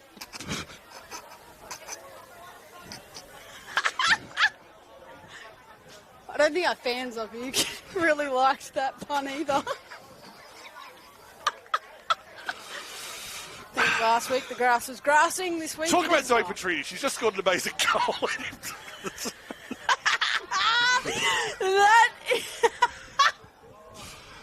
That's Zoe's 13th goal for her career. So congratulations, Zoe. That is a massive achievement, especially in QAFLW. It's not easy to get goals on the board in these games. Well, kicked a couple on debut. She made a senior debut against Bond University last year for Morningside, and that was the first game between the pair. Morningside caused what was considered an upset at the time, but kept doing it. Petrides again keeps it wide, out of reach of Laura Roy and O'Donnell. The wind has taken that, so I think we can safely say the wind is blowing back, well, probably towards the northwestern corner of the ground, so where the ball is now. The wind is blowing, Daniel. That's what it does. Yeah, that Morningside flag over there, mate, is sort of saying it's cutting across the field, so... It is blowing back towards the camera, the red, white and black. Yeah, which I think is also Syria or Yemen or something like that. Yemen. Baviello on the outside. Couldn't get a clean kick away. Fun with flags and friends. Just call me Sheldon. Finning. That is your new nickname, Daniel. No, it's not. It is totally Daniel not. Sheldon Viles. Finning. Clears the 50. Lands in space. There are almost too many players to take a mark. Collins, been outstanding today. Breaks the tackle, spun out of it. Donataccio is watching it blow away from her. She had that twice, and both times it blew away. Still recovered well. Inside towards Ryden, who I don't think was expecting it. Bounced away from her towards Simone Arthur. Cleaned up by Tolley, who's done very well after being a late inclusion. Petrides goes forward through the hands of Taylor, and then mown down. Laura Roy. No turnover on her watch. She'll kick from 50. We know she's got distance. We know she's got direction. And we know she's got another goal. And it's going to put Morningside through to a semi-final. I don't think we can say much more than that, Daniel. That was a massive goal there by Laura Roy. It's not easy to tackle Grace O'Donnell, and I will say that. She's one of the best players to get out of a contest, and for her to get caught like that is very, very rare for O'Donnell. So for Roy to just pick up that ball, just take that option and go, you know what, I can do this. I've got the win behind me. Mate, if this is how Morningside's coming rolling into the finals, then I'm scared for every other team. So what you want the momentum. Can I tell you what I think the most significant stat in this game is? Go. First quarter, Renee Taylor scored for Morningside in the second minute. Yep. In second, it was Wilston Grange who got the early one as Greta Lilcock clears. They then scored, Morningside scored in the first minute of the third and fourth quarters. They've begun 3 of the 4 quarters with the momentum. Musial gets it inside 50, not that well directed. It blows away from Laura Roy, blows away from the fullbacks as well. Roy just got a shot in, was taken one-handed, and eventually was rushed into the goalpost. Geez, that would have been exciting, man. Wouldn't it? Minus score for Morningside. Wilston Grange play on quickly. They have to. Probably playing for pride now, but to be honest, every time you take a sporting field, you should be playing for pride. Do you know what? Wilston Grange should not have their heads down here. It was not easy to make finals this year, and they did it, and they played so well. They had massive amounts of injuries this year, especially with some big outs, with some ACLs and some broken legs. So to even be here, Daniel, is huge in this competition now. Absolutely. Goes to Tolley. Went for a check side kick. Didn't quite get it cleanly. O'Donnell will be tackled maybe 20 metres from goal. No, well said, Whitey. It's an improving competition. Oh, and isn't it exciting? Bingham tries to clear. There's a reason I keep coming back, because Daniel, you're the voice of the QAFLW. That's why you keep coming back, mate. No, it's not for status. It's because I get to watch this every week. That's why I keep coming back. See new players like Kelly J. Bingham, who joined the competition this year. Georgia Lewin, who I've enjoyed watching for a couple of years, not able to mark on that occasion. If nobody knows, Daniel's the biggest fan of the QAFLW. And he is also every single player's favourite commentator. I've tried to take the spot, mate. But unfortunately, my on-field actions sometimes just make it. So. Oh, look, it's a pleasure to be a fan of this competition. Bond University QAFLW 2026. I love it. Look at the skills. Katie Day puts it straight onto the boot, up towards the goal square.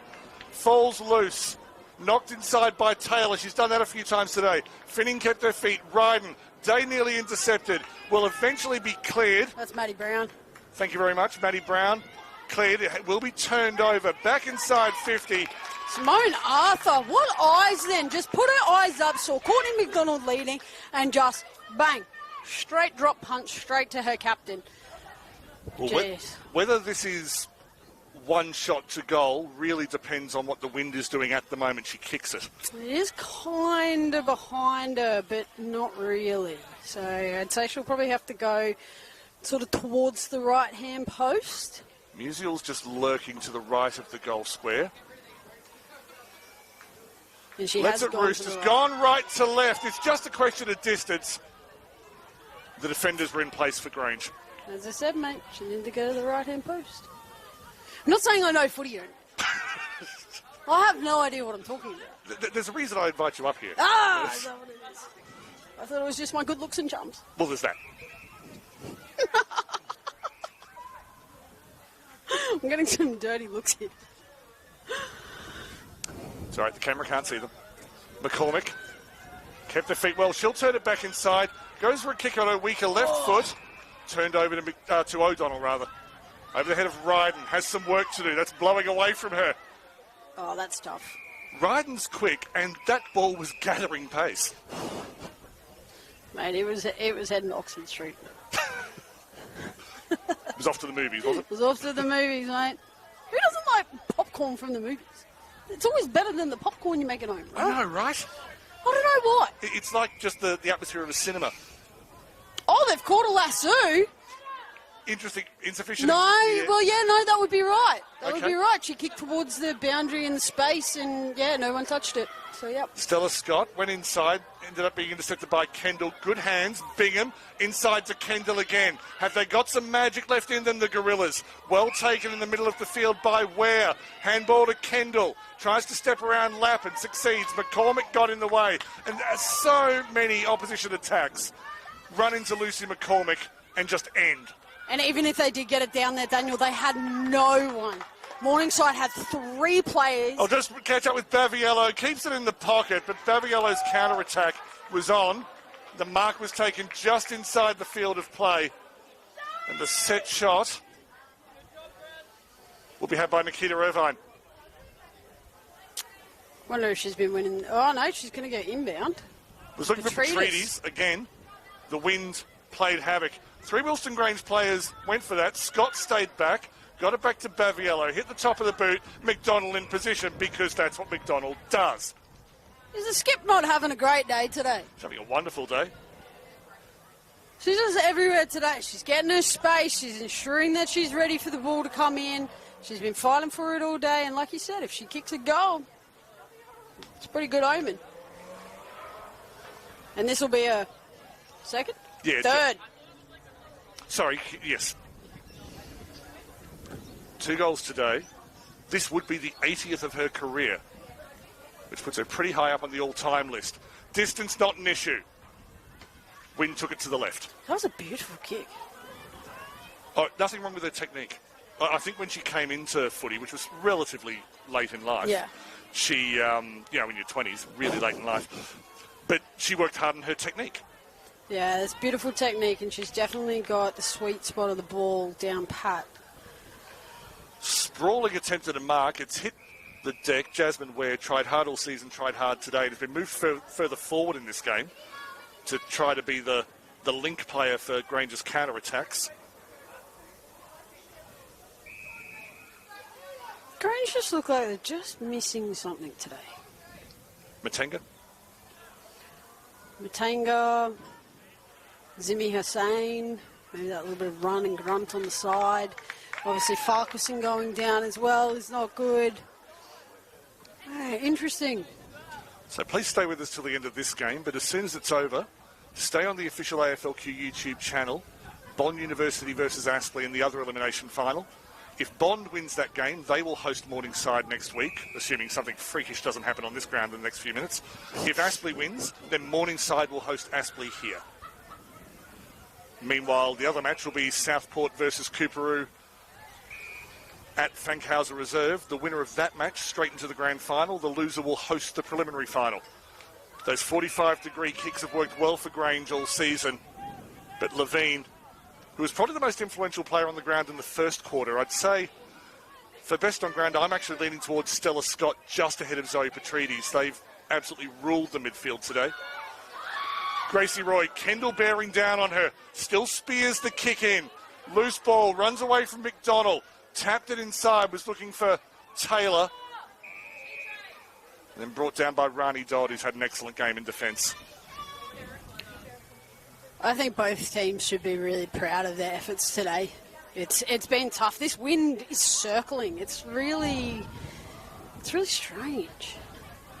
Well, I will say, so good to see the women play 2 o'clock here. Gibson will shoot from 20. There's a bit of icing for Ella Gibson.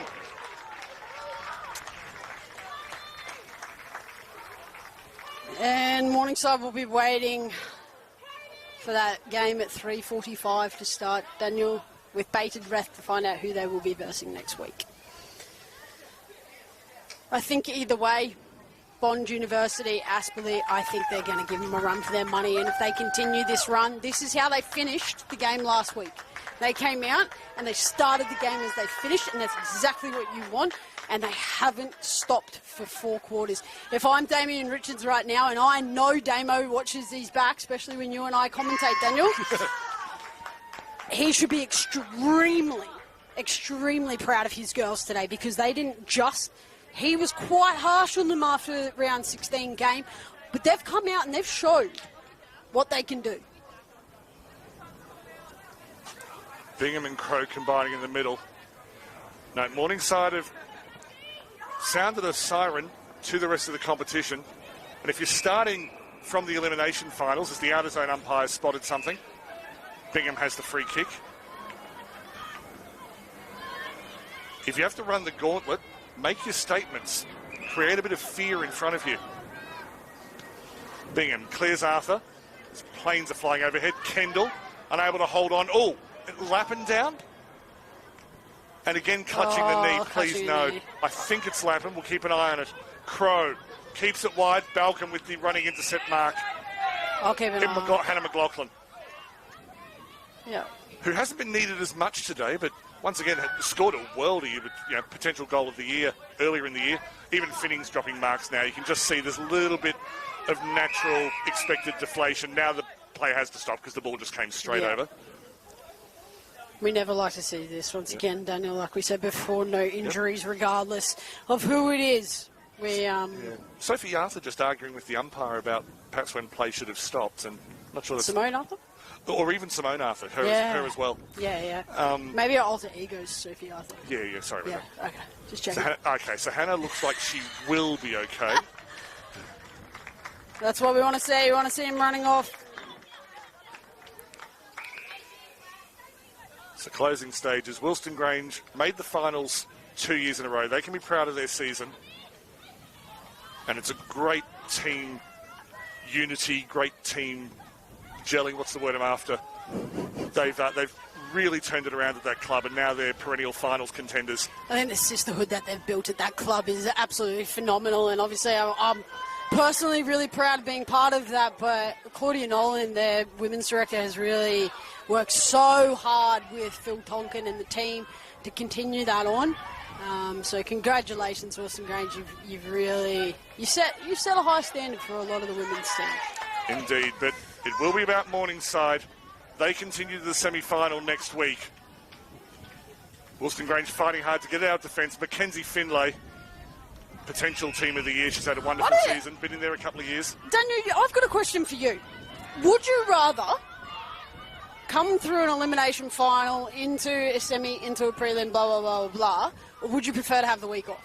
Like Southport and Cooper. There's arguments for and against. We'll finish off the game and then I might give an answer in post-game about that. Yeah, absolutely. So Nikita Irvine has a free kick from a mark about, pretty much halfway, 25.